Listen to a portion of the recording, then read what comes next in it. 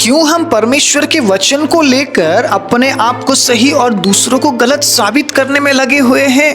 परमेश्वर ने हमें वचन इसलिए नहीं दिया है, परमेश्वर ने हमें इसलिए वचन दिया है परमेश्वर के अजीजों, ताकि हम एक दूसरों को प्रभु में बढ़ाएं और सच्चाई का प्रचार करें। जो वचन में लिखा है उसको बताए, ना कि अपनी बातें। हमें अपनी बातें बताने के लिए चुना नहीं गया है, हमें इसलिए चुना गया है ताकि हम परमेश्वर के वचन के सत्यता को प्रचार कर सकें।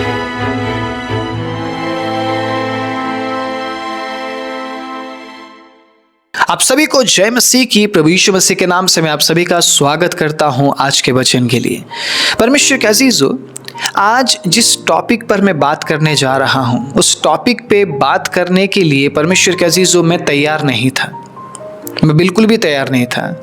मैं सोच रहा था कुछ समय बाद मैं इस विषय में बात करूंगा, लेकिन आज के विषय के साथ साथ कुछ और भी बात मैं आपके बीच में रखना चाहता हूं।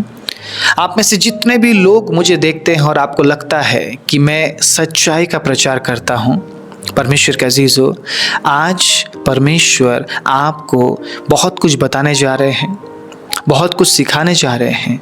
और आप अगर आज के इस मैसेज को ग्रहण करते हैं, परमेश्वर के अजीजों, कोई भी झूठी शिक्षा आपको परमेश्वर के वचन के खिलाफ नहीं कर सकती। वैसे मैं कैमरे से वीडियो शूट करता हूं, लेकिन आज की वीडियो को मैं मोबाइल से शूट कर रहा हूं, क्योंकि परमेश्वर के अजीजों, मुझे पता है प्रचार लंबा हो जाएगा। जो बातें मैं आपके बीच में रखूंगा शायद काफ़ी टाइम बीत जाएगा, और ज़्यादा टाइम होने के बाद कैमरे के जो कार्ड है वो भर जाता है और मेरा कैमरा हीट अप करने लगता है। इसीलिए मैंने फ़ोन से वीडियो शूट करने के लिए निर्णय लिया है, ताकि आप तक सच्चाई को मैं पहुंचा सकूं। परमेश्वर के अजीजों, बीते दिनों में जो भी बातें मैंने देखी, या इन दिनों में जो भी बात हम देख रहे हैं, सुन रहे हैं, क्या अच्छा है, क्या सही है? क्या हम जितने भी जो प्रचारक है, या हम जितने भी प्रभु यीशु मसीह के पीछे चलने वाले लोग हैं, क्या इस प्रकार से सोशली आकर जो बातें इन दिनों में हम कर रहे हैं, एक दूसरे पर हम दोष लगा रहे हैं, क्या ये सही है? क्या ये सही है? आज से 10 या 15 साल पीछे अगर हम जाते हैं, क्या इस प्रकार की कोई बातें थी भी, लेकिन इस तरीके से दुनिया के सामने नहीं आई थी। मैं सही बोल रहा हूँ? क्योंकि आज से 15-16 साल पहले YouTube का इतना बड़ा ऑडियंस नहीं था, और लोग YouTube के लिए प्रचार नहीं बनाते थे। लोग प्रचार इसलिए करते थे, परमेश्वर के अजीजों, ताकि लोगों तक सच्चाई पहुंच सके। इन दिनों में प्रचार ही तैयार किया जा रहा है YouTube के लिए। YouTube का एक अलग ऑडियंस है और चर्च का एक अलग ऑडियंस है। ठीक है, चर्च के लोगों को तो ऑडियंस नहीं बोला जा सकता है, चर्च के लोग विश्वासी है, लेकिन बहुत से ऐसे लोग हैं जो YouTube के ऑडियंस है, और वो लोग सिर्फ YouTube में ही वचन सुनना चाहते हैं। मैंने इससे पहले भी आप सभी से इस तरीके से मैंने बताया था, परमेश्वर के अजीजों, कि आप अगर जो प्रचार मैं करता हूँ उन प्रचारों को सुनकर आप संतुष्ट नहीं हो रहे, नेक्स्ट टाइम मत आइए सुनने के लिए। और मैंने ये भी आप सभी को बताया था कि मैं सिर्फ एक लौता व्यक्ति नहीं हूं जो मैं सच्चाई को प्रचार कर रहा हूं, और मैंने कभी भी आप लोगों से ये नहीं बोला कि आप सिर्फ मुझे सुनिए, सिर्फ मैं अच्छा हूं। ये बोलना भी गलत है। मैं सही बोल रहा हूं? ये बोलना भी गलत है और ये सोचना भी गलत है। जिस तरीके से मैं हूं उसी तरीके से सभी प्रचारक है, बस वो झूठ प्रचार ना करे। परमेश्वर के अजीजों, कंफ्यूज करने वाली बात ना करे, कंफ्यूज करने वाली बात ना करे। आपको पता है मैं क्या करना चाहता था मेरे जीवन में? मैं बचपन से ही मैं मिलिट्री में जाना चाहता था, मैं फौजी बनना चाहता था, मैं फौजी बनना चाहता था। परमेश्वर के अजीजों, मैंने कभी नहीं सोचा था मैं इस वचन को उठाऊंगा और मैं इसके बारे में मैं प्रचार करूंगा, इस वचन के शब्दों को मैं प्रचार करूंगा। मैंने कभी सोचा नहीं, मैंने कभी चाहा ही नहीं। परमेश्वर के अजीजों, कौन चाहेगा कि मैं दुख उठाऊं? इस किताब को उठाने का मतलब है दुख उठाना। हर समस्या में स्थिर रहना, सहना, धीरज धरना आसान नहीं है। इस किताब को उठाकर चलना आसान नहीं है। इसके बारे में प्रचार करना, मैं सत्य बोल रहा हूं। हर परिस्थिति में प्रभु मैं आपके साथ रहूंगा करके मैंने वायदा किया है परमेश्वर से। लेकिन जब आप संसार के लोगों को देखते हैं, they are not like that, they are not like that. अगर उन्हें कुछ अच्छा नहीं लगता तो वो छोड़कर चले जाते हैं। उनके पास दूसरा ऑप्शन है, मेरे पास दूसरा ऑप्शन नहीं है। There is no option for me. मेरे पास सिर्फ एक ही ऑप्शन है, वो है मेरा परमेश्वर का वचन। एक ऐसे व्यक्ति को जो संसार में कुछ और करना चाहता था, वो कैसे प्रचारक बन गया। मैं बहुत बड़ा प्रचारक नहीं हूं और मैं बहुत बड़ा प्रचारक बनना भी नहीं चाहता। मैं बहुत फेमस भी नहीं हूं और मैं बहुत फेमस बनना भी नहीं चाहता हूं, ना ही गलत तरीके से और ना ही सही तरीके से। बहुत से लोग ये बोल रहे हैं कि चलो गलत तरीके से मैं फेमस तो हो रहा हूं, सबके मुंह में मेरा नाम तो है। मैं सही तरीके से भी नहीं चाहता और गलत तरीके से भी नहीं चाहता हूं।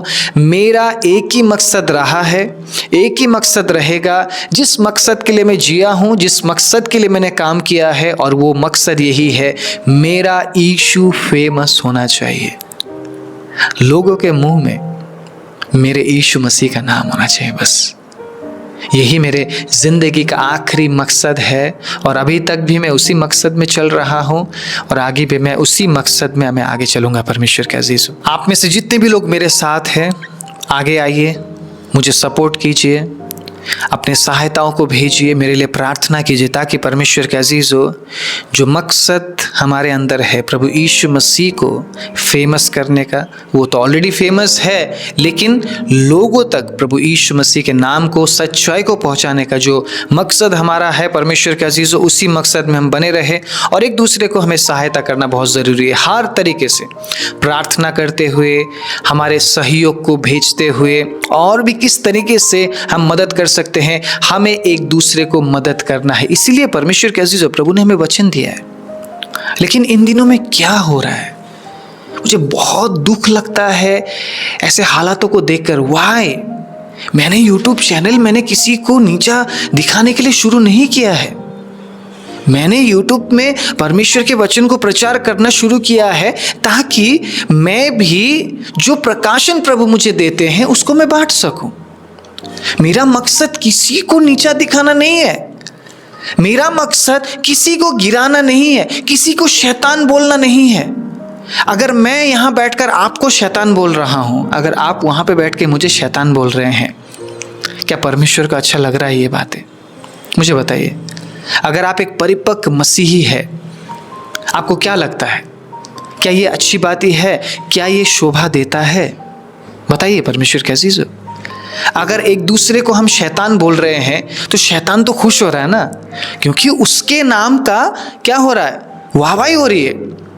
एक दूसरे को हम मसीह प्रेम नहीं दे पा रहे हैं तो एक दूसरे को शैतान भी बोलना नहीं चाहिए। मैं सही बोल रहा हूं? अगर मैं बैठकर ये बोल रहा हूं आप शैतान है, आप शैतान है, आप शैतान के संतान है, आप वहां से मुझे बोल रहे हैं तो ये व्यक्ति शैतान है, ये शैतान शैतान बोलता है, ये भी शैतान है। क्या फर्क है शैतान और हम में? शैतान भी तो यही करता है, शैतान भी तो दोष लगाता है। अदन की वाटिका में क्या किया उसने? क्या किया? दोष लगाया ना। एक दूसरे पर दोष लगाने के लिए उसने उकसाया और लोगों ने वही किया। लोगों ने एक दूसरे पर दोष लगाया। शुक्र है परमेश्वर पर दोष नहीं लगाया। लेकिन आदम ने तो वो भी नहीं छोड़ा। आदम ने बोला प्रभु आपने मुझे दिया, जिस हवा को मुझे दिया उसी ने मुझे खिलाया। आदम ने तो परमेश्वर को भी नहीं छोड़ा, परमेश्वर पर भी आदम ने दोष लगाया। परमेश्वर कैसी चीज़ हो, हम अच्छे हैं हमारे नज़र में, हम अपने आप को कभी बुरा बोल ही नहीं सकते। जब आप आईने में जाते हैं ना, आप कभी भी अपने आप को बुरा नहीं बोलते। आप चाहे कितने बुरे हो, आप कभी भी अपने आप को बुरा नहीं बोलते। परमेश्वर के नज़र से एक बार अपने आप को देखिए ज़रा, अपनी नज़र से नहीं, परमेश्वर के नज़र से देखिए, आप में कितनी बुराई दिखेगी आपको। क्या उसने कभी आपको बुरा बोला? क्या उसने कभी आपको शैतान बोला? Who are you? Who are you? आप कौन है कि आप एक दूसरे को शैतान बोल रहे हैं? आप, मैं किसी का नाम नहीं लूँगा। लिसन, मैं किसी का नाम नहीं लूँगा आज। मैं बस उस बात को मैं क्लियर करना चाहूँगा ताकि जितने भी मसीह भाई बहन यूट्यूब में प्रचार सुनने आते हैं वो निराश ना हो। परमेश्वर का अजीज़ों, अगर कहीं पे झूठ है तो कहीं पे सच्चाई भी है। मैं ये बोलना चाहता हूँ। अगर कहीं पे झूठ है तो कहीं पे सच्चाई भी है। झूठ के वजह से लोग सच को त्याग ना दे। हालेलुया।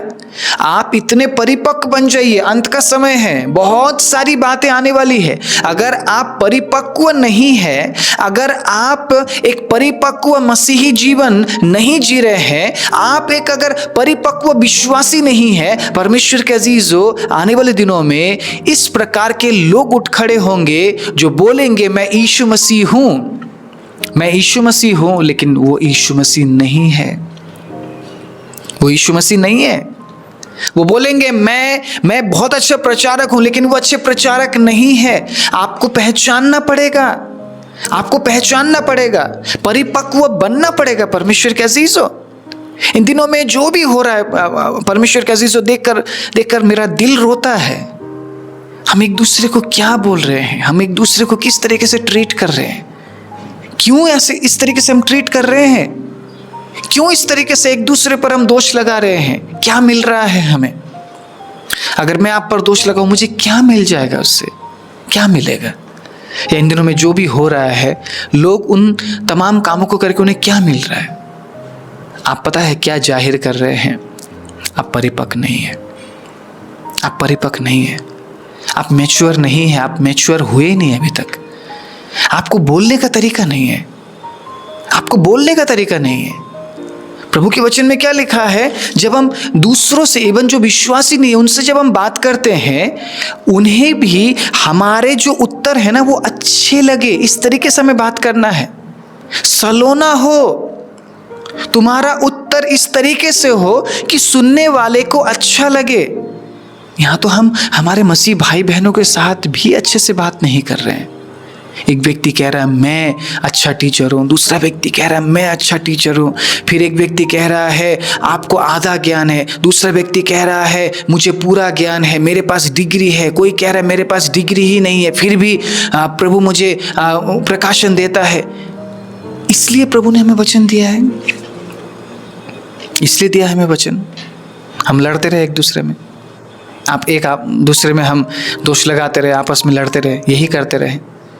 अरे इसी वजह से तो आदन की वाटिका से आदम और हव्वा को निकाला गया। अगर उस दिन उन्होंने अपनी गलती को मान लिया होता, छोटी सी बात थी, गलती को मान लिया होता परमेश्वर के अजीज हो, तो क्या परमेश्वर उन्हें निकालते?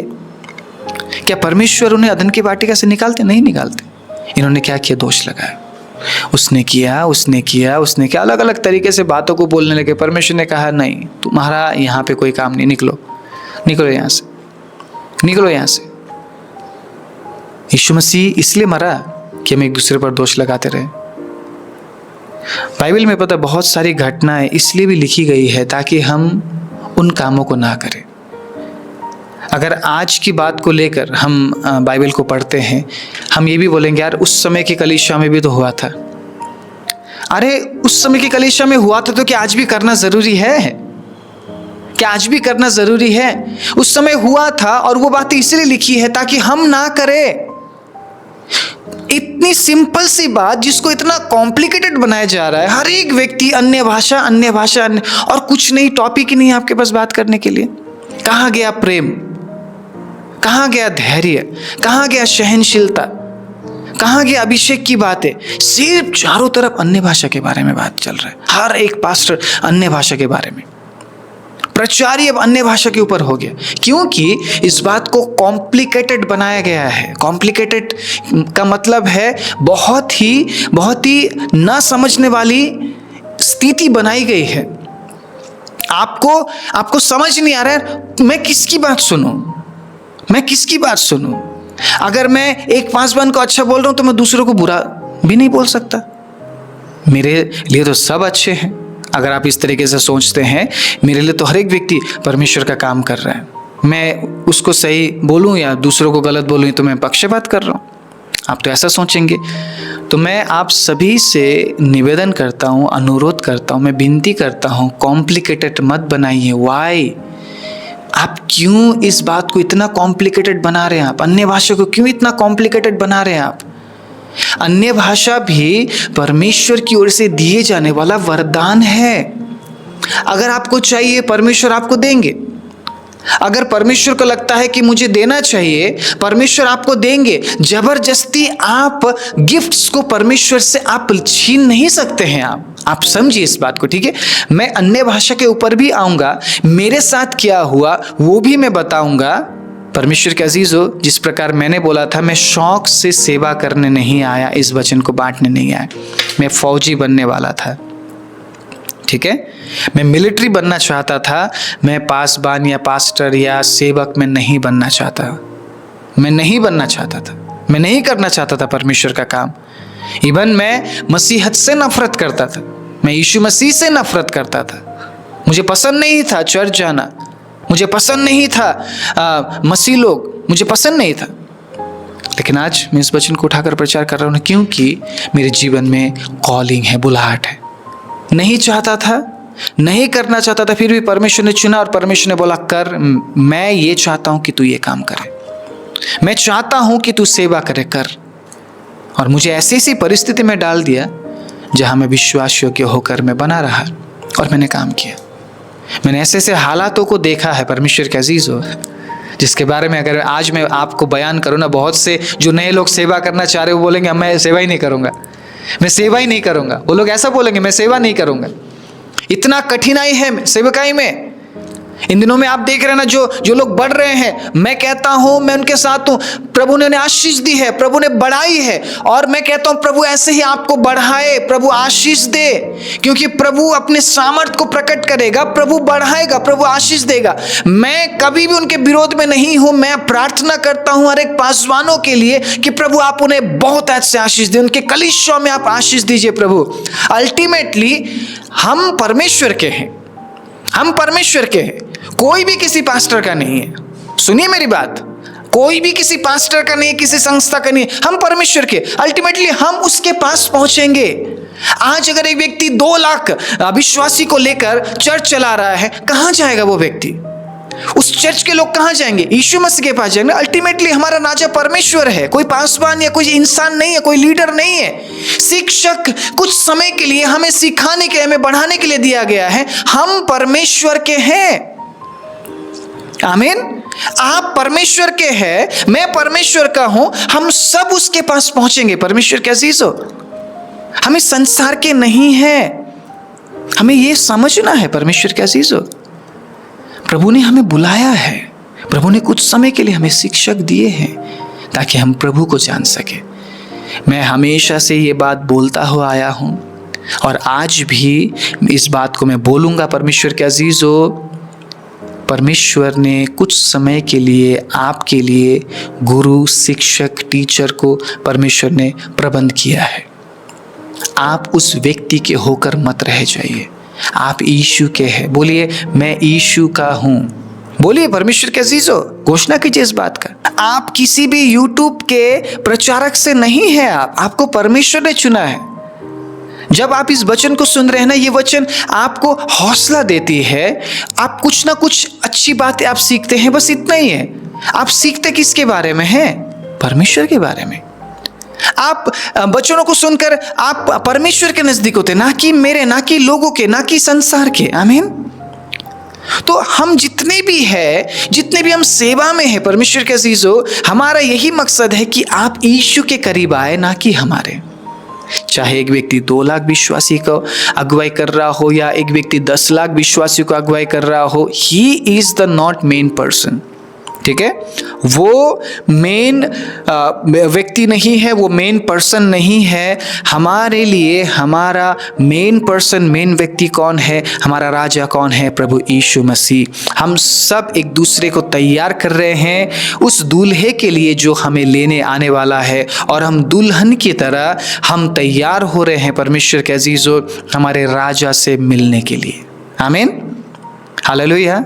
इसीलिए कभी भी किसी के होकर मत रह जाइए, किसी के होकर मत रह जाइए। मैं किसी का नाम नहीं लूँगा, मैं किसी का नाम नहीं लूँगा। आज तक मैंने नहीं लिया है, आगे भी मैं किसी का नाम नहीं लूँगा, आज भी नहीं लूँगा। लेकिन मैं चीज़ों को अच्छी तरीके से मैं बयान करना चाहता हूँ परमेश्वर के अजीज़ों। जिस तरीके से मैंने बोला, मैं सेवा नहीं करना चाहता था, परमेश्वर ने मुझे बुलाहट दिया, सेवा के लिए चुना, मुझे अभिषेक किया, मुझे अन्य भाषा का वरदान दिया, और किस तरीके से मैंने उस वरदान को पाया, क्यों मैंने उस वरदान को पाया, अन्य भाषा क्या है, सारी बातें बताऊंगा। बहुत ज़्यादा डीप नहीं जाऊंगा। डीप अन्य भाषा के लिए टीचिंग नहीं है। बस मैं जो बात इन दिनों में घट रही ना, उसको बस मैं चाहता हूं कि लोग बंद करें। प्लीज़ हाथ जोड़ के मेरी विनती है, लोगों को कंफ्यूज मत कीजिए प्लीज़। लोग कंफ्यूज हो रहे हैं, लोग असमंजस में जा रहे हैं, लोग समझ नहीं पा रहे मैं किसको सुनूं और किसको नहीं। प्लीज़ नॉर्मल टीचिंग लेकर आइए, साधारण टीचिंग लेकर आइए, बाइबली टीचिंग लेकर आइए। नॉर्मल का मतलब मैं ये नहीं बोल रहा हूँ कि आपकी टीचिंग में सामर्थ्य ना हो, ऐसा नहीं। जो बाइबल का नॉलेज है वो लेकर आइए ना। कंट्रोवर्सी वाली बात मत लेकर आइए, लड़ने वाली बात मत लेकर आइए, लड़ाई खत्म कीजिए। हम सब परमेश्वर के लोग हैं। एक व्यक्ति दूसरी जगह प्रचार कर रहा है, क्या वो अलग है? वो किसी दूसरे स्वर्ग में जाएगा क्या? क्या दूसरे स्वर्ग में जाएगा वो व्यक्ति? क्या स्वर्ग में उसके लिए एक अलग जगह तैयार है? क्या कर रहे हैं हम? What we are doing? क्या कर रहे हैं हम? मैं हर एक पासवान का रेस्पेक्ट करता हूं। जो लोग वचन से प्रचार कर रहे हैं ना, मेरे दिल में उनके लिए बहुत रिस्पेक्ट है। और इस बात को सुनिए जरा, वो एजुकेटेड होने पर, एजुकेटेड ना होने पर, पैसे वाला होने पर, पैसे वाला ना होने पर, या बहुत बड़ा चर्च होने पर, बहुत बड़ा चर्च ना होने पर, इस लेवल में, इस बेस में मेरे अंदर आदर नहीं है किसी भी परमेश्वर के दास के लिए। मैं ये भी जानता हूँ किसी को परमेश्वर ने 2 लाख विश्वासी के लिए बुलाया है तो किसी को सिर्फ 2 व्यक्ति के लिए बुलाया है, और वो दोनों ही परमेश्वर के दास है। आमीन। वो दोनों ही परमेश्वर के दास है, और दोनों के लिए मेरे अंदर रेस्पेक्ट था, रेस्पेक्ट, और आगे भी फ्यूचर में भी मेरे अंदर सभी के लिए रेस्पेक्ट रहेगा। बस लड़ाई मत कीजिए। अगर आप लड़ाई करने लग गए, अगर आप तू मैं करने लग गए, अगर आप अपने मुंह को गंदा करने लग गए परमेश्वर के वचन को लेकर, ये बहुत बुरी बात है। ये जो हो रहा है ना, ये नहीं होना चाहिए। प्लीज़ इसे रोकिए, प्लीज़ इसे रोकिए। बहुत से जो यूट्यूब में वचन लाइक रिकॉर्ड करते हैं, प्रचारों को बनाते हैं, मैं आप सभी से मैं विनती करता हूं, अच्छे अच्छे मैसेजेस को आप लेकर आइए इस विषय के ऊपर। और प्लीज़ आप अपील कीजिए, जितने लोग आपको देखते हैं उन्हें आप अपील कीजिए कि इस बात के पीछे ना जाए, कंफ्यूज ना हो, प्रभु के वचन में बने रहे। लोग कंफ्यूज नहीं होना चाहिए, लोग कंफ्यूज नहीं होना चाहिए। एक आत्मा की कीमत आप जानते हैं कितना बड़ा है? एक आत्मा का कीमत क्या लगता है आपको? कितना लगाया होगा परमेश्वर ने कीमत? इस पूरे संसार से भी कीमती है। एक आत्मा का कीमत पूरे संसार से कीमती है परमेश्वर के सामने। हमारे लिए शायद कोई अगर प्रभु यीशु मसीह को छोड़ दे तो हमें फर्क नहीं पड़ेगा। हमारे लिए शायद ऐसा ना, अरे छोड़ दे कोई बात नहीं, दूसरा आगे विश्वास करेगा। परमेश्वर के अजीज हो, आप पता है क्या बोल रहे हैं, आप क्या सोच रहे हैं? परमेश्वर के लिए एक आत्मा संसार से भी कीमती है। और अगर वो इस कन्फ्यूजन के चलते, इन बातों को देखकर, जो लड़ाइयाँ हो रही हैं, जो इन दिनों में हो रहा है, उन बातों को देखकर अगर वो प्रभु को छोड़ देता है, परमेश्वर के अजीजों, कितना बड़ा लॉस है परमेश्वर के लिए। आप खुद सोचिए। आपके लिए किसी इंसान का कीमत नहीं है, लेकिन उसके सामने हर एक इंसान का कीमत है, और संसार से भी महंगा है। मैं अपनी बात नहीं बोल रहा हूँ जी, बाइबल में लिखा है, बाइबल में लिखा है, जब एक व्यक्ति पृथ्वी में मन फिराता ना, स्वर्ग में आनंद मनाया जाता है। इतना अहमियत देता है प्रभु एक आत्मा को। हमें लगता होगा अरे कोई नहीं, वो छोड़ देगा तो 10 आ जाएंगे।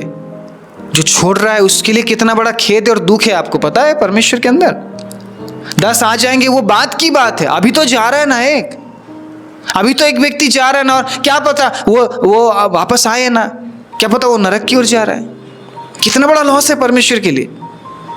आपको पता है उस एक व्यक्ति के लिए परमेश्वर ने, प्रभु यीशु मसीह ने क्या किया है? कितना बड़ा कीमत चुकाया है आपके लिए, कितना बड़ा कीमत चुकाया है। आप किसी को शैतान बोल रहे हैं, उस व्यक्ति के लिए कितना बड़ा कीमत चुकाया है। आप शैतान का नाम इंसान के साथ कैसे जोड़ सकते हैं? आप न्याय करने के लिए परमेश्वर ने आपको नहीं बुलाया है।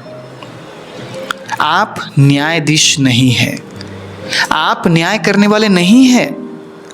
अन्य भाषा को लेकर टीचिंग है, आप रखिए, वचन रखिए, जिसको अच्छा लगता है वो एक्सेप्ट करेंगे, जिसको नहीं। हम एक दूसरे को क्यों गाली देना है, एक दूसरे को क्यों दोष लगाना है हमें? प्रभु का वचन है, प्रभु के वचन को लेकर आइए, सामने आइए, डिबेट कीजिए। इस तरीके से सोशल मीडिया में ये करना अच्छा है क्या? मैं बहुत से जो यूट्यूब में वीडियोस बनाते हैं उनको मैं जानता हूँ, बहुत से अच्छे लोग हैं। मैं आप सभी से अपील करता हूँ, अपने अपने चैनल में एक अच्छा वीडियो आप बनाइए और डालिए। अपने ऑडियंस को आप ये समझाइए, अपने प्रियजनों को आप ये समझाइए, जितने भी लोग आपको देखते हैं, सुनते हैं, प्लीज़ परमेश्वर के अजीज़ हो, आप इस बात को समझाइए और बोलिए कि वो कंफ्यूज ना हो, इन बातों में लोग ना जाए। एक एक आत्मा कीमती है, एक एक आत्मा कीमती। मैं इस बात को बोलते मैं भावुक हो जाता हूँ, क्योंकि मैं जानता हूँ एक व्यक्ति को प्रभु में लाने के लिए कितना प्रार्थना करना पड़ता है, कितना प्रार्थना करना पड़ता है। क्या इतना आसान है शैतान के हाथ से किसी को छुड़ाना? नरक में से किसी को झपटना इतना आसान है क्या? तो हम क्या कर रहे हैं परमेश्वर के अजीजों? क्या कर रहे हैं हम क्या कर रहे हैं? क्यों कंफ्यूज कर रहे हैं हम? अन्य भाषाएं तो है, तो क्या उसको समझने के लिए हमें इतना ज्यादा कंफ्यूज होना पड़ेगा? सुनिए जरा क्या लिखा है यहाँ पे वचन में, प्रेरितों के काम 2 अध्याय में। अब अन्य भाषा स्टार्ट यहाँ से हुआ है, ठीक है? आपको समझना है, जो भी मैं समझाऊंगा, मैं अपनी बातें आपको बताऊंगा और मैंने क्या अनुभव किया है, मैंने क्या देखा है, मेरे आंखों के सामने जो हुआ है, मैं सारी बातें बताऊंगा, ठीक है? जब पिन्तेकुस्त का दिन आया तो वे सब एक जगह इकट्ठे थे। एकाएक आकाश से बड़ी आंधी, किसी सनसनाहट का शब्द हुआ और उससे सारा घर जहां वे बैठे थे गूंज गया और उन्हें आग की सी जीभ फटती हुई दिखाई दी और उनमें से हर एक पर 8 ठहरी। बहुत डीप नहीं जाऊंगा, संक्षिप्त में बताने की कोशिश करूंगा, आपका बहुत ज़्यादा समय नहीं लूँगा। मैं जानता हूँ आप सभी का समय बहुत कीमती, लेकिन इस प्रचार को पूरा जब आप सुन रहे हैं, प्रभु आपको आशीष दे और आज के बाद आप कंफ्यूज नहीं होंगे। मैं विश्वास करता हूँ, हालेलुया। आज के बाद आप कंफ्यूज नहीं होंगे, कोई भी आपको कंफ्यूज नहीं कर पाएगा। सुनिएगा, अब पिन्तेकुस्त का दिन का मतलब है 50वां दिन। 40 दिन यीशु धरती में रहे, 40वें दिन में यीशु उठा लिए गए, ठीक है? 40 डेज में यीशु उठा लिए गए। उसके बाद 10 दिन उन्होंने प्रार्थना किया, शायद वो उपवास के सहित प्रार्थना किया है। 10 दिन प्रार्थना किया और 10 दिन में मतलब 50वें दिन में जहां वो बैठे थे, जिस कमरे में वो बैठे थे, क्या हुआ? आंधी किसी सनसनाहट का शब्द हुआ और उससे सारा घर जहां वो बैठे थे गूंज गया। मतलब एक अलग एक्सपीरियंस परमेश्वर ने दिया है, अलग एक्सपीरियंस। तो अगर आप मुझे ऐसा पूछेंगे कि अभी भी ऐसा होता है, जरूरी नहीं है, जरूरी नहीं है। अब ये जरूरी नहीं है ना, बार बार आप सुनेंगे, क्योंकि मैं काफी बार इस शब्द का मैं उच्चारण करूंगा, जरूरी नहीं है। क्यों करूंगा वो भी आप समझिएगा। क्या अभी भी आंधी की से सनसनाहट होगी, जहां हम बैठे होंगे वो घर गूंज जाएगा? जरूरी नहीं है, क्योंकि ये पहली बार हो रहा है, इसीलिए परमेश्वर उन्हें एक अलग अनुभव देना चाहते हैं, ठीक है? अब यहां पर सुनिएगा, अब जहां वो बैठे थे 120 लोग, जब ऐसा हुआ, आंधी की से सनसनाहट हुई, जो जहां वो बैठे थे वो जगह गूंज गया, ठीक है? शायद उन्होंने अपनी आंखें खोली होगी, यार क्या हुआ? तब उन्होंने क्या देखा? आग की सी जीभ जो फटी हुई, मतलब इस तरीके का जीभ, आग था, आग की सी जीभ मतलब आग बना हुआ जीभ और लेकिन बीच में से फटा हुआ था, फटती हुई दिखाई दी। उनमें से सब पर 8 ठहरी, जितने भी वहां पर थे सभी पर वो जीभ उतर गई और सबके सब अन्य भाषा बोलने लगे। अब अन्य भाषा को लेकर इतनी बड़ी विवाद छिड़ गई है हमारे मसीह समाज में। एक कहता है बोलना चाहिए, दूसरा कहता है नहीं बोलना चाहिए, तीसरा कहता है मैं बोल रहा हूं तो मेरी उन्नति हो रही है, आपको बोलना है तो मत बोलो, मैं तो बोलूंगा और ज्यादा बोलूंगा। यही चीज हो रहा है। क्यों? कहां पे कंफ्यूजन, कहां पर है?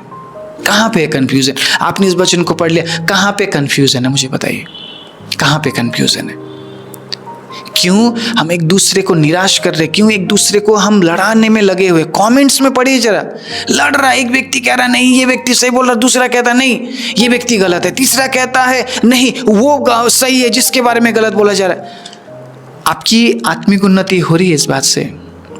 मुझे बताइए, आप लड़ना सीख रहे हैं या प्यार करना सीख रहे हैं? इन प्रचारों को सुन के मुझे बताइए, प्यार करना सीख रहे हैं आप या लड़ना सीख रहे? यीशु मसीह ने लड़ना सिखाया है या प्यार करना सिखाया है?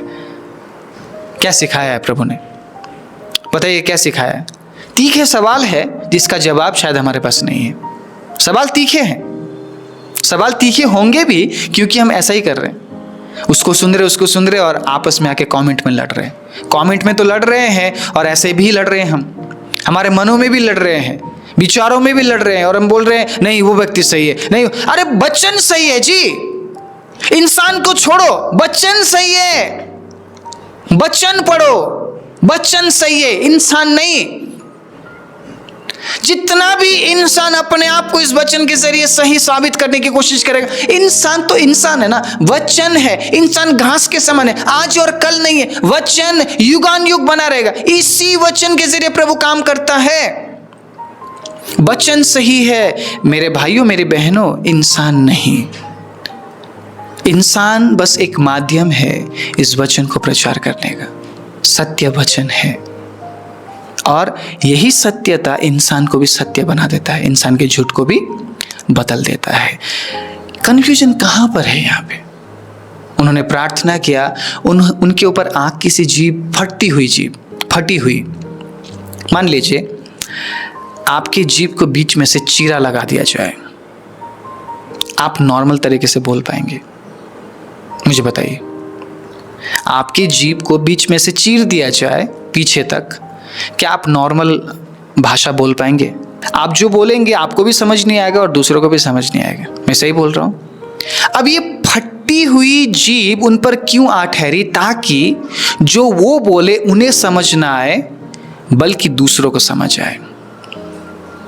पहला कारण तो ये था उस दिन के लिए, क्योंकि जितने भी लोग बाहर से आए हुए थे, सुनिएगा इसको मैं पढ़कर सुनाऊंगा। आकाश के नीचे की हर एक जाति में से भक्त यहूदी यरूशलेम में रह रहे थे। जब ये शब्द हुआ तो भीड़ लग गई और लोग घबरा गए, क्योंकि हर एक को यही सुनाई देता था कि ये मेरी भाषा बोल रहे हैं। अब यहाँ पे सुनिएगा, समझने की कोशिश कीजिएगा। आकाश के नीचे की हर एक जाति में से कितने भाषा बोलने वाले लोग होंगे वहाँ पे? कितने भाषा बोलने वाले लोग होंगे? कोई गिनती है? और जितने भी वहाँ पर थे उनको क्या सुनाई दे रहा था? कि ये मेरी भाषा बोल रहे हैं। अब पता है यहाँ पे लोगों को कंफ्यूज किस तरीके से किया जा रहा है?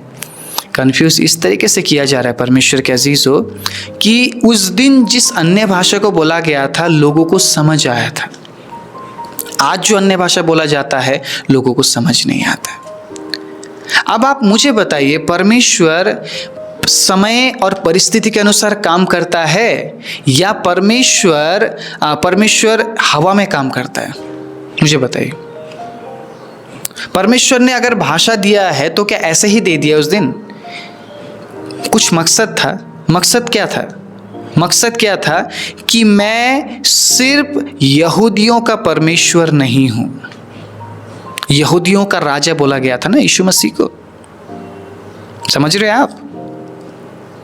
अब जितने भी अन्य जाति लोग जो यीशु मसीह पर विश्वास नहीं करते थे, उनके लिए ये चिन्ह बन गया कि जितने भी लोग सुन रहे थे जो अन्य भाषा बोला जा रहा था, वो उन्हें लग रहा था कि मेरी भाषा बोल रहे। अब देखो परमेश्वर ने किस तरीके से वहां पे एक चमत्कार किया। जितने भी लोग थे उनको लग रहा था ये मेरी भाषा बोल रहे हैं, लेकिन सुनने वाले लोग ये जानते थे जो बोल रहे हैं वो हमारे लोग नहीं है। उन्हें फिर हमारी भाषा कैसे आ रही है? अब यहां पर अन्य भाषा बोलने वाले की महिमा नहीं हो रही है। महिमा किसकी हो रही है? महिमा परमेश्वर की हो रही है, जिसने उन्हें बोलने की शक्ति दी और वो अन्य भाषा बोलने लगे। अब चिन्ह क्या है? चिन्ह ये है कि परमेश्वर उनका भी परमेश्वर है जो सुन रहे थे उन लोगों से उन भाषाओं को जो उनकी भाषा थी, और उन लोगों से सुन रहे थे जो उनकी भाषा बोल नहीं सकते थे, जो उनमें से नहीं थे। ये उनके लिए चिन्ह था। और ये परमेश्वर ने एक खुला मैसेज सबको दिया है कि मैं तुम्हारा भी परमेश्वर हूं, मैंने तुम्हारे भाषा को भी मैंने बनाया है, तुम जिस भाषा में बोलते हो मैं उस भाषा को भी जानता हूं। हालेलुया। क्यों कंफ्यूज हो रहे हैं हम? कहां पे है कंफ्यूजन? परमेश्वर के अजीजों, आपको अन्य भाषा बोलना है आपको अन्य भाषा, आप बोलिए, बेझिझक बोलिए। क्या आप वाकई में चाहते हैं कि प्रभु आपको अन्य भाषा के वरदान से भरे, या आप इसी तरीके से लोगों के इस लड़ाई को आप देखते रहेंगे और एंजॉय करते रहेंगे? क्या एंजॉयमेंट है? लोग ऐसी सी भाषा का इस्तेमाल कर रहे। मैं क्या बोलूं, मैं परमेश्वर के अजीजों, बहुत बुरा लग रहा है सब देखकर। ये उम्मीद नहीं रखा था मैंने ये उम्मीद नहीं रखा था। इससे अच्छा था कि सोशल मीडिया नहीं था, अच्छा था। इस तरीके का कुछ काम हो तो नहीं रहा था ना। अब कंफ्यूजन की बात ही नहीं है। मतलब यहां पर कंफ्यूज होने वाली बात ही नहीं है। परमेश्वर ने उस दिन उस समय को देखते हुए लोगों को इस तरीके का शक्ति और सामर्थ्य दिया कि उन्होंने ऐसी भाषा बोली ताकि जो लोग वहां पर आए उनको ऐसा लगे कि परमेश्वर मेरी भाषा को भी जानता है। अब आप मुझे बताइए, जिस परमेश्वर ने बंगाली लैंग्वेज बनाया उसने नेपाली लैंग्वेज भी बनाया, है ना? उसने इंग्लिश भी बनाया, है ना? उसने इटालियन भी बनाया, है ना? उसने थाई लैंग्वेज भी बनाया, है ना? उसने चाइनीज़ भी बनाई, उसने जापानीज़ भी बनाया, उसने हिंदी भी बनाया, उसने उर्दू भी बनाया। तो क्या आपको वो एक अलग सी भाषा नहीं दे सकता है जिसका कोई अनुवाद ही नहीं है, जिसे कोई ना समझ पाए? क्या नहीं दे सकता? क्यों कंफ्यूज हो रहे हैं आप? अगर मैं आज अन्य भाषा बोलता हूं, अगर मैं उस भाषा को समझ नहीं पाता हूं या लोग उस भाषा को समझ नहीं पाते हैं, तो मेरा परमेश्वर तो समझ रहा है ना। क्यों प्रॉब्लम हो रहा है? क्यों प्रॉब्लम हो रहा है? मैं उन लोगों से पूछ रहा हूं जिनको ऐसा लग रहा है उस दिन तो लोगों को समझ आया था, आज समझ नहीं आता। अरे हर एक सिचुएशन एक जैसा नहीं है ना, हर एक सिचुएशन एक जैसा बिल्कुल भी नहीं है। उस दिन इसीलिए परमेश्वर ने उस भाषा को उनके अंदर उतारा है, उन्हें शक्ति दी है उस प्रकार के भाषा को बोलने के लिए, क्योंकि परमेश्वर दिखाना चाहता था कि जितने भी लोग आकाश के नीचे की हर एक जाति के लोग बोला है, जितने भी लोग वहां पर थे, उन्हें पता चले कि परमेश्वर उनका परमेश्वर भी है। और वो चिन्ह दिया परमेश्वर ने कि देखो ये लोग आत्मा में भर के तुम्हारी भाषा में ये प्रार्थना कर रहे हैं। और लोग अचंभित हुए। उस दिन क्या हुआ? एक साथ 3000 लोगों ने बपतिस्मा लिया ना। 3000 लोगों के हृदय छिद गए ना। उस चमत्कार से क्या हुआ? उन्हें पता चला ये जिस परमेश्वर की महिमा करते हैं, ये जिस यीशु की महिमा करते हैं, वो हमारा भी परमेश्वर है। देखो, इन्हें हमारी भाषा नहीं पता, लेकिन ये हमारी भाषा में प्रार्थना कर रहे हैं। परमेश्वर के अजीजों, जिस दिन मुझे अन्य भाषा का वरदान मिला, मुझे नहीं पता था अन्य भाषा कैसे बोलना होता है, नहीं पता था मुझे। आपको पता मैं कितना रोया हूँ इस वरदान के लिए? मुझे नहीं पता मैं क्यों रोया, लेकिन मैंने बस एक जिद ठान ली, प्रभु मुझे चाहिए। मैं बहुत जिद्दी हूँ बचपन से।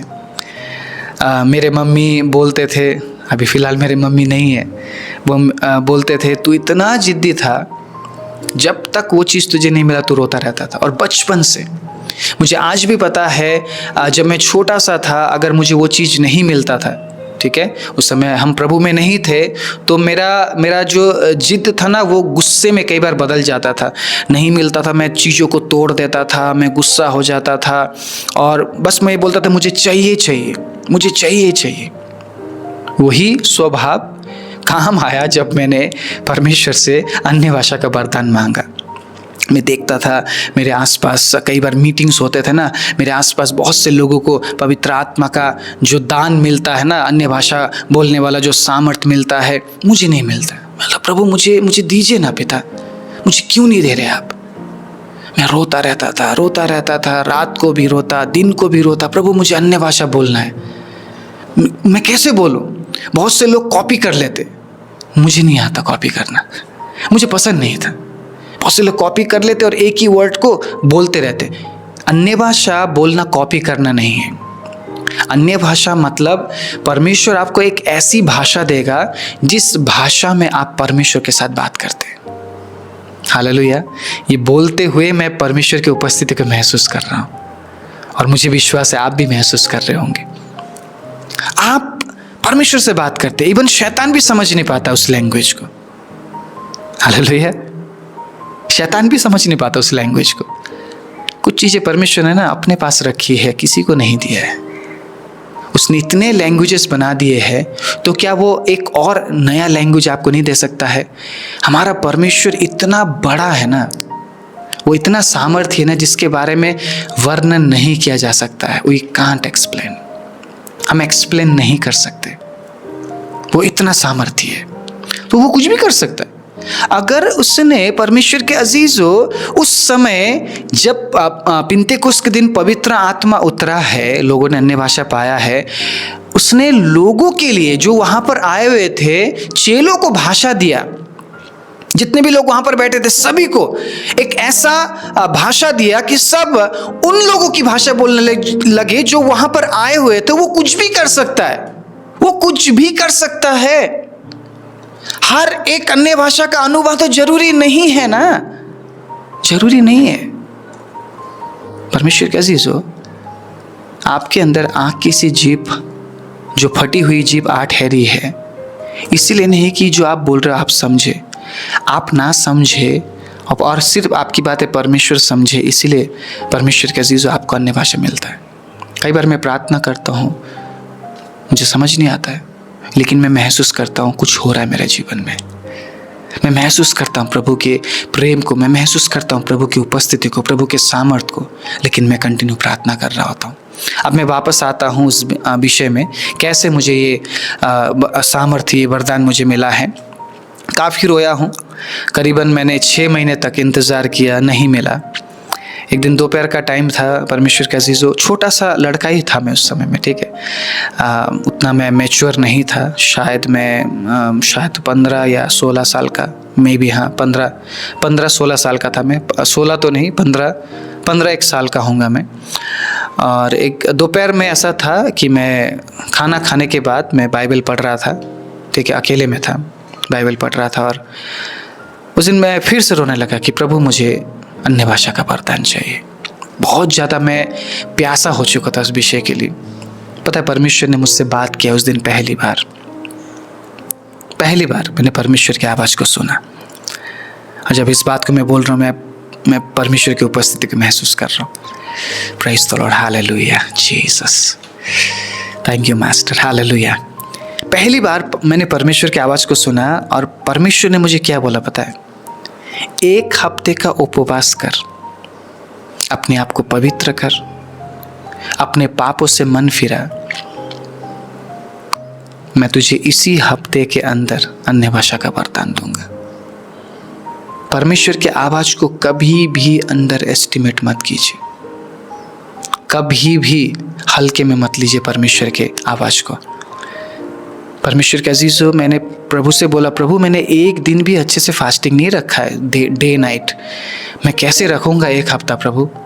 परमेश्वर ने बोला, मैं तेरी सहायता करूँगा, तो रख। आपको पता है, मैंने उसके बाद कुछ भी नहीं पूछा प्रभु को, मैं उठा हूँ और मैंने फास्टिंग की तैयारी कर दी। सैटरडे का दिन था जब मैंने प्रार्थना किया, अगले दिन संडे था, मैंने सोचा संडे को बहुत ज़्यादा खा लेता हूँ ताकि भूख ना लगे। फिर मैंने सोचा 1 हफ्ते के लिए तो मैं खा नहीं सकता। मैंने फिर प्रार्थना किया, मैंने बोला संडे के दिन, प्रभु आप ही मेरी सहायता कीजिए, मैं एक साथ इतना खा नहीं सकता कि मैं 1 हफ्ते के लिए स्टोर कर लूँ, ये पॉसिबल नहीं है।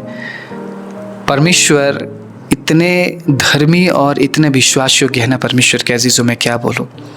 परमेश्वर ने मेरी सहायता की और मैंने मंडे से फास्टिंग रखना शुरू किया। और उस फास्टिंग में बस मेरा एक ही मकसद था कि मैं परमेश्वर के नज़दीक जाऊं। जितनी बार मैं जाता उतनी बार मैं रोता हूं, उतनी बार ही मैंने परमेश्वर से अन्य भाषा के मैंने वरदान को मांगा है। और एक दिन शाम के टाइम में मेरा एक दोस्त मेरे पास आता है और वो मुझे कहता है, चल हम टीचर के पास चलते हैं, उनके जाकर ये सारी बातें हम बताते हैं और उनसे हम बोलेंगे कि आप हमारे लिए प्रार्थना कर दीजिए।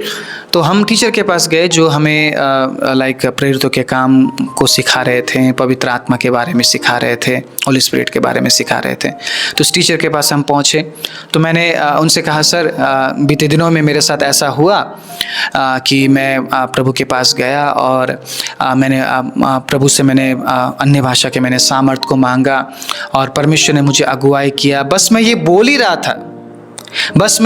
ही रहा था, उन्होंने ऐसा जंप किया है बेड से। वो बेड में बैठे हुए थे, बाइबल पढ़ रहे थे और उन्होंने ऐसा जंप किया। जंप करने के बाद वो तुरंत हमारे पास आते हैं और क्या हो रहा था मुझे समझ नहीं आ रहा। वहाँ पे उन्होंने कहा, आओ हम प्रार्थना करें।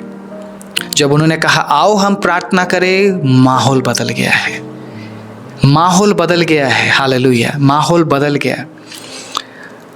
और उन्होंने मेरे ऊपर हाथ रखा। परमेश्वर के अजीज हो, तब तक भी मुझे अन्य भाषा का वरदान नहीं मिला था, क्या बोलना मुझे पता नहीं। और जब उन्होंने मेरे लिए प्रार्थना किया, परमेश्वर के अजीज हो, मेरा जुबान लड़खड़ाने लगा, मेरा जीभ ऐसा लग रहा है कि मोटा हो गया। मैं इंग्लिश बोलने की कोशिश कर रहा हूँ, मैं हिंदी बोलने की कोशिश कर रहा हूँ, मैं हालेलुया बोलने की कोशिश कर रहा हूँ, मैं नॉर्मल होने की कोशिश कर रहा हूँ। परमेश्वर के अजीजों, मैं नहीं हो पा रहा हूँ क्योंकि मेरा जो जीभ है वो मेरे कंट्रोल में नहीं था। मेरा गला सूखने लग गया, मेरा गला दर्द होने लग गया, मेरे मुंह का ये हिस्सा दर्द होने लग गया। मैं अपने आप को कंट्रोल करने की कोशिश कर रहा हूँ, मैं कंट्रोल नहीं कर पा रहा हूँ। परमेश्वर के अजीजों, ऐसा हुआ था मेरे साथ। मैं मांगता रहा और परमेश्वर ने जब मुझे दिया, परमेश्वर के अजीजों, मैं अचंभित था। ये कैसे हो सकता है? ये कैसे किसी इंसान के साथ हो सकता है? और मैं उस दिन इतना खुश था कि मेरे साथ एक ऐसा काम हुआ जो मेरे लिए अचंभित था। वाह! मैंने बहुत सारे चमत्कारों को देखा था, जो करते हैं, जो संसारिक लोग करते हैं, उन चमत्कारों को देखकर उतना ऐसा नहीं लगता ना, चलो कर लिया जी चमत्कार। लेकिन उस दिन जो चमत्कार मेरे साथ हुआ, मैं हैरान हो गया परमेश्वर के अजीजों। और परमेश्वर के अजीजों, उस दिन मेरे लिए 3 भविष्यवाणी की गई और तीनों के तीनों भविष्यवाणी पूरी हुई। आपको पता है, उस दिन जो मैं बोल रहा था मुझे समझ नहीं आ रहा था, लेकिन मुझे ऐसा लग रहा था कि मैं परमेश्वर से बात कर रहा हूँ। मुझे ऐसा लग रहा था कि मैं परमेश्वर से बात कर रहा हूँ। परमेश्वर के अजीजों, जिस परमेश्वर ने नेपाली लैंग्वेज को बनाया, जिसने हिंदी लैंग्वेज को बनाया, जिसने जापानीज लैंग्वेज को बनाया, जिसने चाइनीज लैंग्वेज को बनाया, क्या वो आपके लिए एक अलग लैंग्वेज नहीं दे सकता है? मुझे बताइए आप, क्या उसका अनुवाद होना जरूरी है? उस दिन जो मैं परमेश्वर से बोल रहा था, क्या उसका अनुवाद होना जरूरी है? मैंने किसी से सुनकर नहीं बोला, मैं किसी से सुनकर मैंने, और मैं इस बात पर विश्वास भी नहीं करता हूं मैं किसी के शब्द को सुनूं और मैं उस शब्द को मैं रिपीट करता रहूं। बहुत से लोग करते हैं क्योंकि उन्हें दिखाना होता है कि अन्य भाषा बोलने वाले लोग ऐसे होते, मेरे जैसे होते। अन्य भाषा बोलने वाले लोग परमेश्वर के बहुत नजदीक है करके उन्हें दिखाना है, लेकिन ऐसा जरूरी नहीं है। ठीक है, शैतान भी अन्य भाषा बोल सकता है, लेकिन शैतान का अन्य भाषा कुछ डिफरेंट टाइप का है। परमेश्वर के लोगों की तरह वो अन्य भाषा नहीं बोलता है। हम जो बोलते हैं, हम सीधा परमेश्वर के साथ कनेक्ट होकर बोलते हैं, लेकिन शैतान का छली अन्य भाषा है। शैतान छली अन्य भाषा बोलेगा। आज पता है इस प्रचार को रिकॉर्ड करने का मकसद क्या है? इस प्रचार को रिकॉर्ड करने का मकसद यही है कि जब आप अन्य भाषा बोलते हैं, जरूरी नहीं है उसका अनुवाद हो। हालेलुया, जरूरी नहीं है उसका अनुवाद हो। क्योंकि परमेश्वर ने जिसने इतने सारे लैंग्वेजेस को बनाया, वो आपके लिए एक अलग से भाषा को भी बना सकता है जो सिर्फ आपके और आपके परमेश्वर के बीच में बात करने के लिए बनाया गया हो। आपको पता है, हिमाचल में या ऐसे पहाड़ी स्टेट्स में, पहाड़ी जगहों में उनका अपना बोली है। That is not language. सबका अपना अपना, ठीक है। लाइक कुल्लू का अपना है, और ये जो किन्नौर है ना, किन्नौर का अपना है, ठीक है। सोलन में उतना लोग पहाड़ी लैंग्वेज, पहाड़ी जो बोली है उसको नहीं बोलते हैं। लैंग्वेज तो नहीं बोलना चाहिए, एक्चुअली हिंदी लैंग्वेज है। इनका जो पहाड़ी है ये बोली है, बोली में आता है, ठीक है। सोलन में उतना यूज़ नहीं करते हैं। लेकिन अगर आप और अंदर अंदर जाएंगे ना, आप कुल्लू या फिर आप इधर और अंदर की साइड किन्नौर आप जाएंगे, आप और लाइक लेह लद्दाख टाइप इस साइड आप जाएंगे, तो आपको अलग अलग बोली बोलते हुए लोग मिलेंगे। ये लोग अलग अलग बोलियों को बोलते हैं और इन्हें पता है ये क्या बोल रहे हैं। आप नहीं समझेंगे, ठीक है, मैं नहीं समझूंगा, लेकिन उन्हें पता है वो अपनी बोली में क्या बोल रहे हैं। परमेश्वर ने अपने और आपके बीच में एक ऐसी बोली दी है जिसको आप बोलेंगे और जो बातें सिर्फ परमेश्वर को समझ आएगी। शैतान तक को समझ नहीं आएगा वो बात। शैतान को तो उतना ही समझ आएगा ना जितना परमेश्वर ने बनाया है। आप समझ रहे मेरी बात? शैतान को उससे ज़्यादा तो ज्ञान नहीं है ना, शैतान के अंदर तो उससे ज़्यादा ज्ञान नहीं है। शैतान को ज्ञान बस उतना ही है जितना इस संसार में है। उससे ज़्यादा जो बातें परमेश्वर ने अपने पास रखी है वो तो शैतान के पास नहीं है ना। शैतान को आप इतना बड़ा आप मत समझ लीजिए। हमारा परमेश्वर बहुत बड़ा और बहुत सामर्थी है। हालेलुया, बहुत बड़ा और बहुत सामर्थी, वो कुछ भी कर सकता है। तो अनुवाद को लेकर इतना ज्यादा झगड़ा क्यों? व्हाई? अनुवाद को लेकर इतना ज्यादा हम एक दूसरे को हम क्यों ट्रोल कर रहे, क्यों एक दूसरे के पीछे पड़ रहे? परमेश्वर के अजीजों, मैं आज ये बोलकर उत्साहित करना चाहता हूं, परमेश्वर ने हम एक दूसरे को, परमेश्वर के अजीजों, प्रेम करने के लिए, आदर करने के लिए, उत्साहित करने के लिए चुना है। और इस प्रचार को बनाने का मकसद मेरा यही है कि जो अन्य भाषा प्रभु आपको देता है, जरूरी नहीं है उसका अनुवाद हो, अनुवाद करना चाहिए। हाँ, अनुवाद करने के लिए भी एक समय है, समय समय के अनुसार प्रभु ने काम किया है। पिन्तेकुस्त के दिन में जो ज़रूरत थी उस समय में 3000 लोगों को बपतिस्मा लेने के लिए, उसके अनुसार प्रभु ने काम किया। और आज ज़रूरत नहीं है तो प्रभु लोगों को ऐसी भाषा दे रहा है जिस भाषा को सिर्फ वो समझ सकता है। आपको समझ आए ना आए उससे क्या करना है, वो तो परमेश्वर के साथ जुड़ रहा है ना, वो परमेश्वर के साथ जुड़ रही है ना, बस इसी से हमें खुश होना चाहिए। आमीन, हालेलुया। तो मैं बस यही कहना चाहता हूँ, एक दूसरे से प्रेम कीजिए, एक दूसरे का आदर कीजिए, एक दूसरे को खुद से अच्छा समझिए, क्योंकि इसलिए प्रभु ने हमसे प्रेम किया, प्रभु ने हमें बचाया। लड़ने झगड़ने और इस तरीके से कंट्रोवर्सी क्रिएट करने के लिए प्रभु ने हमें नहीं बुलाया और नहीं चुना है। हर एक के लिए अपने अंदर आदर रखिए, सम्मान रखिए। जिस प्रकार प्रभु ने आपसे प्रेम किया उसी प्रकार आप एक दूसरे के साथ प्रेम कीजिए। नीचा मत कीजिए, गिराइए मत, बल्कि उठाइए। और इस तरीके से लोगों को कंफ्यूज मत कीजिए, क्योंकि परमेश्वर के सामने हर एक जन का कीमत है। एक आत्मा का संसार से भी बढ़कर परमेश्वर कीमत लगाता है। आप उसको इस तरीके से धिक्कारिए मत, नीचा मत कीजिए। परमेश्वर के अजीज़ों, अगर हम ऐसा करेंगे तो शैतान खुश हो जाएगा। हालेलुया। और इस तरीके से सोशली आकर बिल्कुल भी इन कामों को ना करें। अगर आपको डिबेट करना है, आप जाइए, पर्सनली मिलिए, डिबेट कीजिए, अपने बातों को रखिए, लेकिन इस तरीके से वीडियोस बना कर लोगों को कंफ्यूज नहीं करना है। अगर आपको, जितने भी आज मुझे सुन रहे हैं, और भी डीप टीचिंग चाहिए, अगर आपको लगता है कि जो मैं सिखाता हूँ, जो मैं बताता हूँ वो सही है, आप समझ पा रहे हैं, कमेंट कीजिएगा। मैं और भी डीप तरीके से इस बात को समझाने की कोशिश करूँगा। आज मैं यहीं पे इस प्रचार को ख़त्म करना चाहूँगा। परमेश्वर के अजीज़ों, अगर आप कुछ सीख पाए हैं तो ज़रूर कमेंट कीजिएगा। आइए अपनी आंखों को बंद करते। राजाओं के राजा, प्रभुओं के प्रभु, सर्वशक्तिमान जीवे दयालु परमेश्वर, मैं आपके लोगों के ऊपर मैं शांति की घोषणा करता हूँ, मैं समझ की घोषणा करता हूँ, और प्रभु मैं प्रेम की घोषणा करता हूँ। इस प्रचार को सुनने के के बाद लोग एक दूसरे से प्रेम करने पाए, एक दूसरे की आदर करने पाए और प्रभु एक दूसरे को खुद से अच्छा समझे, ताकि हम इसी तरीके से अपने आप को प्रभु आपके प्रेम में बढ़ाते हुए प्रभु आपके आगमन का इंतजार कर सके। सारी महिमा, आदर, इज्जत, जलाल, प्रशंसा आपके नाम को देते हुए प्रार्थना प्रभु यीशु मसीह के नाम से मांगते हैं, आमीन।